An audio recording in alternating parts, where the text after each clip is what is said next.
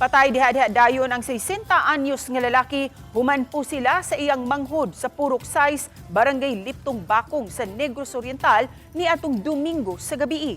Aniya ang report. Sa investigasyon sa Bakong Municipal Police Station, mibuto lang ang biktima samtang nakigiinom sa suspect uban sa iyang mga silingan human sa gitrabahong panimay. Gigong mibahad ang biktima nga mapatay og 5 sa dili pa mobalik sa prisuhan. Apan wala lang kini panumbalingan sa suspect ug sa iyang mga gikainom. Taod-taod, mibalik ang biktima nga gataki na og sundang dayong harumentado. Sa kahadlok, nanalaga na ang mga nag-inom.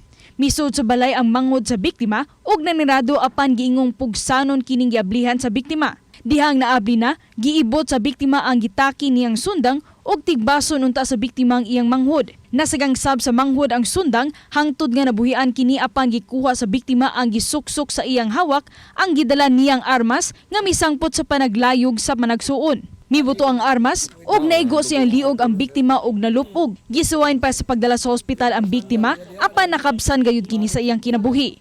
Nakuha sa mga pulis sa crime scene ang sundang ug ang kalibre 45 nga pistola.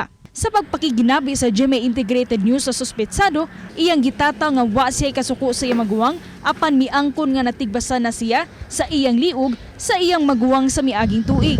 Apan wala usab siya mopasaka og kaso. Matod ni Police Major Van Joel Tingson, hepe sa Bakong Municipal Police Station, nga napriso na kaniadto ang biktima nga tungod sa kasong kalapasan sa Violence Against Women and Children o VAUSI law. Giangkon sa suspect nga nagbasol siya sa pagkamatay sa iyang maguwang apan mibarog nga igo lang niyang gipanalipdan ng iyang kaugalingon. Andam usab siyang manubag sa hitabo. Kaya ko eksakto ko dipinsa na akong pamilya ako kung galingon.